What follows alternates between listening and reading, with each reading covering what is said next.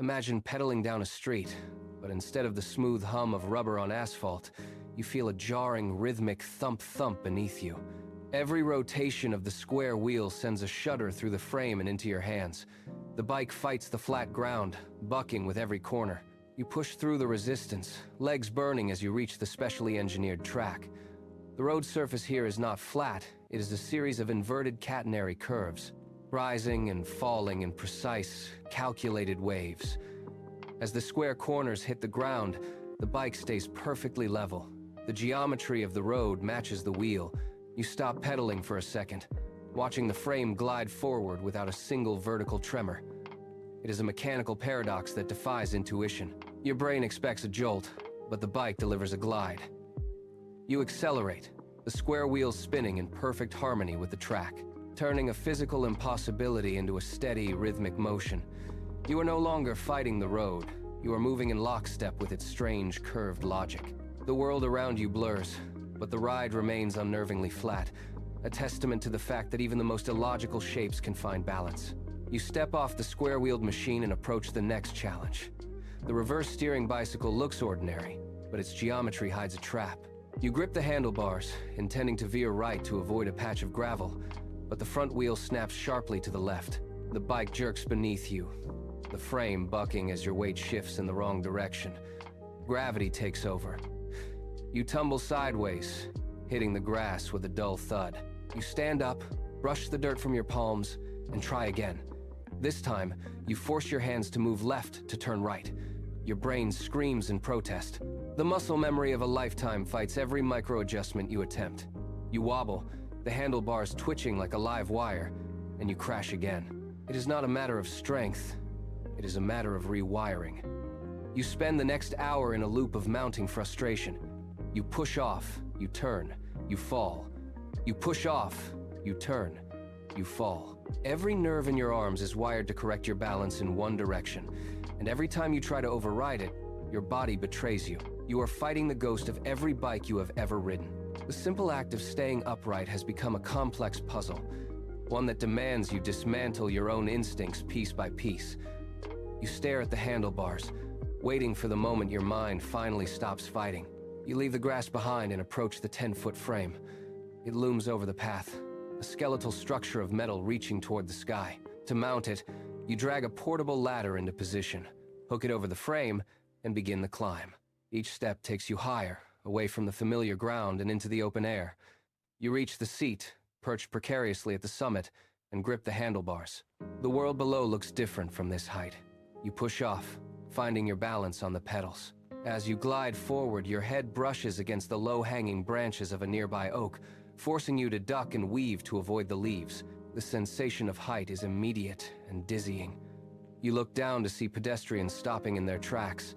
Their faces are frozen in expressions of genuine disbelief, eyes tracking your slow, deliberate progress as you tower over the passing traffic. You are no longer just a cyclist. You are a moving landmark. You are a spectacle of height, a vertical anomaly gliding through the park, turning the mundane act of riding into a public performance that demands every ounce of your focus. You dismount the tall frame and find the sideways bicycle waiting. You climb on, but the pedals are offset, forcing your legs into a bizarre crab walk motion. You push forward with all your strength, yet your momentum drags you laterally across the lane. The bike resists every forward impulse, sliding sideways like a crab scuttling across the sand. Onlookers scratch their heads, unable to track your progress as you drift diagonally through the park. You fight the frame, sweating under the effort of forcing a linear machine to move in a lateral path. Finally, you abandon the sideways drift and approach the unicycle. It stands as a single, unforgiving wheel. You mount it, and the world immediately tilts. There is no frame to lean on, no secondary wheel to catch your weight. You wobble violently, your arms windmilling to find a center that does not exist. You lean left, then right, overcompensating until you are forced to jump clear.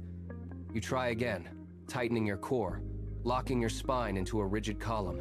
You pedal in tiny, frantic bursts, searching for the stillness that keeps the wheel upright. It is a battle of micro-adjustments. You lean forward, then pull back, catching the balance on a razor's edge. For a fleeting second, the wobbling stops. You are suspended in the air, perfectly vertical, held only by the tension in your stomach and the steady rhythm of your legs. You bank left, the paraglider canopy losing its tension as you descend toward the shoreline. Your feet touch the grass, and you collapse the wings, shedding the weight of the sky. You move toward the water, where the amphibious bicycle waits. It is a strange, bulbous machine, its frame reinforced with airtight chambers. You push it into the shallows. The tires churn through the mud, then hit the water. You keep pedaling. The resistance changes instantly. The light, airy glide of the flight is replaced by the heavy, rhythmic drag of water against the frame. You expect to sink, but the buoyant hull catches, lifting the bike until the wheels are only half submerged. The water ripples against the sides of the frame, a soft, insistent, slapping sound that replaces the hum of the road. You pedal harder, the machine cutting a wake.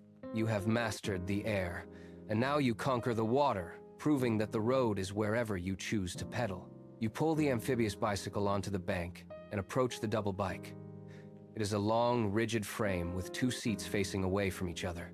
You climb into the front seat, and your partner takes the rear. The moment you push off, the mechanical conflict begins. You pedal forward, intending to gain momentum, but your partner immediately pedals backward. The chain snaps taut, vibrating with the sudden, violent tension. The bike does not move forward or back, it shudders, trapped in a metallic stalemate. You try to communicate, but the rhythm is already broken. You lunge forward, and the bike jerks in a sharp, jarring spasm. Your partner counters, throwing their weight into the pedals. It is a chaotic dance of wills. Every attempt to find a steady pace is met with a sudden, bone-rattling stop as the gears grind. You are not riding a vehicle. You are wrestling a machine that refuses to move. The bike lurches, stalls, and jerks, a stuttering mess of steel. Your legs burn from the effort of fighting the chain. It is a mechanical paradox, a battleground leaving you both stranded in a rhythmic deadlock. You step away from the stalled double bike and move toward the flying bicycle. It sits on the edge of the runway, a sleek frame attached to a massive, folded paraglider canopy. You mount the seat, grip the handlebars, and begin to pedal. The first few rotations are heavy, the machine resisting the inertia of the ground. You push harder, legs pumping in a blur of motion. The speed increases, the tires singing a high-pitched whine against the pavement. You lean forward, eyes fixed on the horizon, pouring every ounce of strength into the crank. The wind begins to whistle through the frame, growing louder with every stroke. Suddenly, the canopy overhead snaps open, catching a powerful thermal. The resistance vanishes. The bike jerks upward, the tires losing contact with the road. You are no longer pedaling against the earth. You are pedaling against the sky. The ground drops away, shrinking into a patchwork of green and gray. The wind rushes past your ears, steady and exhilarating. You adjust the steering, banking into the rising air currents. You look down at the clouds drifting beneath your feet, realizing the transformation is complete. You are a pilot, navigating the open atmosphere. You touch down on the gravel path, stow the paraglider, and mount the invisible bicycle. At first glance, it seems like nothing more than a set of handlebars and pedals suspended in midair. You push off, and the sensation is jarring.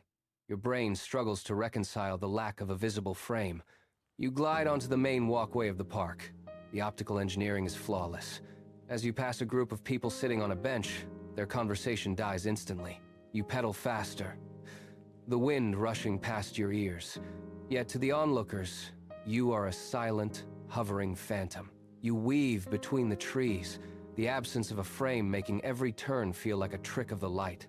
You are a silhouette detached from reality, a haunting presence moving with impossible grace through the heart of the city. You roll to a stop at the edge of the plaza, stepping off the invisible frame and onto solid ground. Before you stands the final machine, a stark contrast to the illusions of the park. The hubless bicycle waits, its design defying every instinct you have developed today. You approach it slowly, eyes tracing the perimeter of the wheel. There are no spokes to hold the tension. There's no central hub to anchor the rotation. It is simply a hollow, metallic ring. Suspended in a stationary track, you reach out, your fingers hovering near the empty space where an axle should be. The air feels thin in that void. You grip the handlebars and give the ring a firm spin. It moves with a silent, frictionless grace, the hollow center remaining perfectly still while the outer rim blurs into a silver halo. You lean in, watching the empty space, where the heart of the machine should exist. The physics of it make no sense, yet the momentum is undeniable. You push the pedal, and the ring accelerates, the hollow core acting as a window to the ground behind it.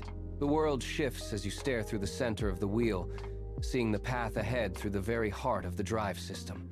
The impossible has become reality. You have traveled through every impossible geometry, and here, at the end, you find only the quiet, humming truth of innovation.